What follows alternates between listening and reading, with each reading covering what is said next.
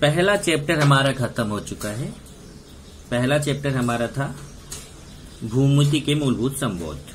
अब हम लोग दूसरा चैप्टर पढ़ेंगे और दूसरा चैप्टर है समांतर रेखाएं। पेज नंबर 13 पर देखिए, पेज नंबर 13 पर समांतर रेखाएं।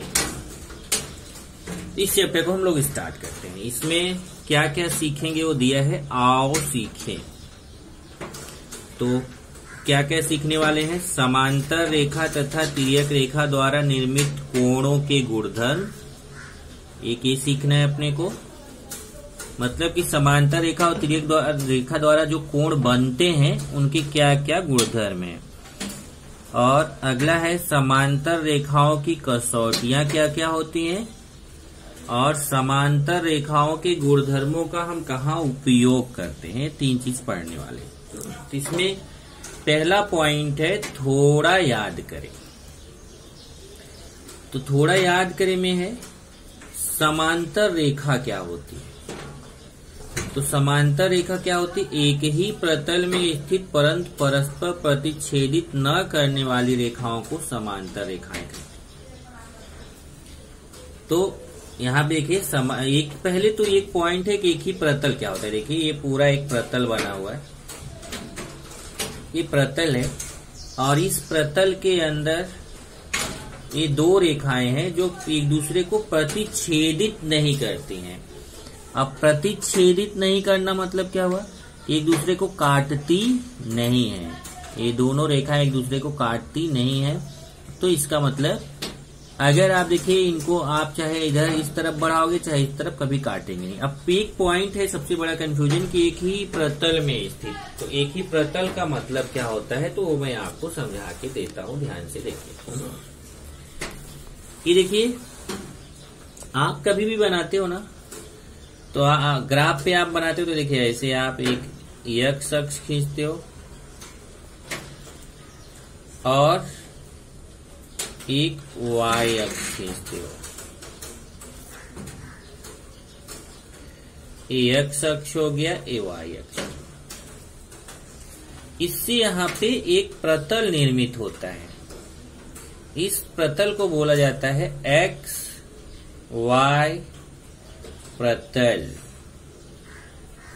ध्यान से देखिए, ये x अक्ष है, ये y अक्ष है। अब आप बोलेंगे नहीं ये तो पूरा इधर तक भी जाता है। तो अभी मैं आपको यहाँ पे 3 डायमेंशनल 3D दिखा रहा हूँ, इसलिए 3D में आपका ये जो इस तरफ जाएगा वो तो है ही, लेकिन एक लाइन और हमें दिखाना है यहाँ पे, इसलिए मैं उसको शो नहीं कर रहा हूँ। ये देखिए x अक्ष है, ये y अक्ष है, तो इसके बीच का जो प्रतल बनता है इसको बोलते हैं XY प्रतल। अब इसी में एक बनता है Z अक्ष। ये देखिए ये Z अक्ष है। तो यहाँ पे देखिए ये x और y, x अक्ष और y अक्ष के बीच में जो प्रतल बनता है उसको XY प्रतल बोलते हैं। अब यहाँ पे देखिए ये y अक्ष और ये Z अक्ष है, इनके बीच में ये जो प्रतल, ये वाला प्रतल बन रहा है उसको बोलते हैं YZ प्रतल। और ये x अक्ष और z अक्ष के बीच का ये जो भाग है, इसमें जो प्रतल बनता है इसको बोला जाता है XZ प्रतल। तो यहाँ पे कितने प्रतल हो गए, 3 प्रतल हो गए, XY प्रतल, YZ प्रतल, XZ प्रतल। तो इसमें समांतर रेखा में क्या बोल रहा है कि एक ही प्रतल में स्थित परंतु परस्पर प्रतिच्छेदित न करने वाली रेखाओं को, परस्पर प्रतिच्छेदित न करने वाली रेखाओं को समांतर रेखाएं कहते हैं। एक ही प्रतल, अब यहाँ ये इंपॉर्टेंट है कि एक ही प्रतल में होना चाहिए। मतलब ये देखिए अगर मैं एक लाइन इस प्रतल में लूं, एक लाइन इस प्रतल में लूं, तो वो कभी काटने ही वाली नहीं है, वो कभी नहीं काटेंगे। या एक लाइन ये वाले XZ प्रतल में ले लूं, एक XY प्रतल में ले लूं, वो कभी काटने वाली नहीं है। अलग अलग प्रतल में स्थित रेखाएं कभी भी एक दूसरे को प्रतिच्छेदित नहीं करती हैं। तो इसको याद कर लीजिए कि अगर अलग अलग प्रतल में रेखाएं स्थित हैं तो वे एक दूसरे को प्रतिच्छेदित नहीं करती हैं। तो इसका मतलब हुआ कि ये एक ही प्रतल में अगर होना हो, ये देखिए एक ही प्रतल में दो रेखाएं हो, जैसे अगर मैं एक्स वाई प्रतल है इसी में ऐसे दो रेखा ले लूं, ये देखिए एक ही प्रतल में दोनों रेखाएं हैं और एक दूसरे को ना काटे तो उसको बोलते हैं समांतर रेखाएं।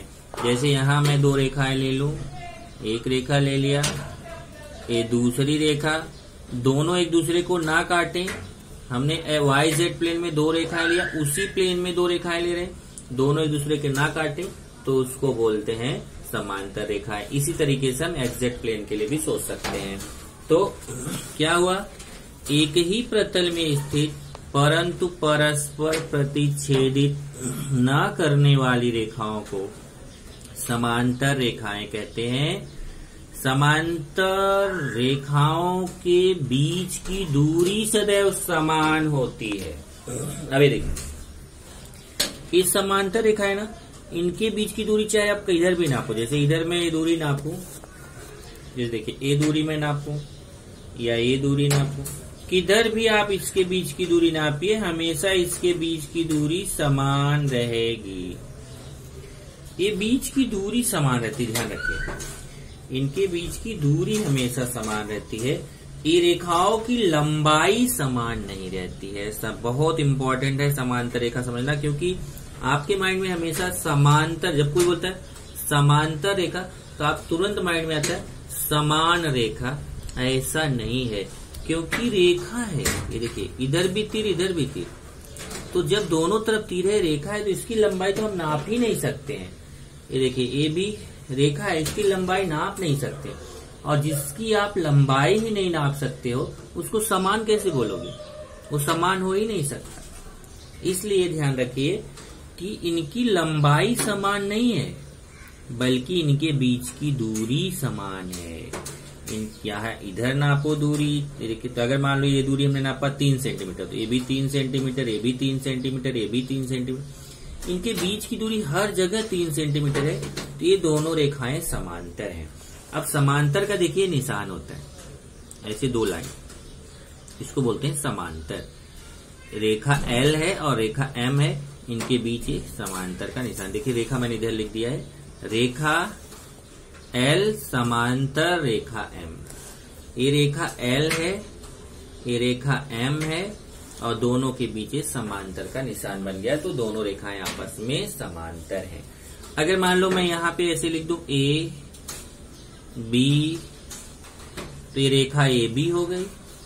यहाँ पे मैं लिख दूं P Q, तो ये रेखा PQ हो गई। तो इसको मैं ऐसे लिख सकता हूँ, रेखा AB समांतर का निशान रेखा PQ, मतलब रेखा AB समांतर है रेखा PQ पे, ऐसे लिख सकते हैं। तो ये बस ये ध्यान रखना कि जब आप दो अक्षर से बोलोगे तो यहाँ पे कैपिटल लेटर का यूज करना है, कैपिटल लेटर, और जब एक अक्षर से बोलोगे तो स्मॉल लेटर का यूज करके बोलना है। जैसे इसको रेखा L बोल सकते हैं या रेखा AB बोल सकते हैं, इसको रेखा M बोल सकते हैं या रेखा PQ बोल सकते हैं।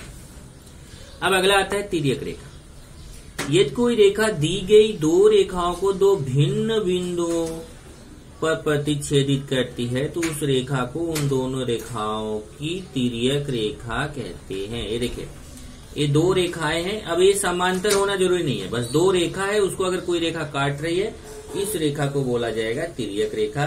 तो रेखा P कैसी रेखा है, तिर्यक रेखा। जैसे आपके बुक में भी देखिए यहाँ पे बनाया गया है, एक खिड़की है, तो खिड़की की जो सरिया है ये समांतर है, और ये देखिए ये रेखा इसको काट रही है, तो इस रेखा को बोला जाएगा तिर्यक रेखा। ओके, इस तरीके से आपने समांतर रेखा और तिर्यक रेखा समझ लिया।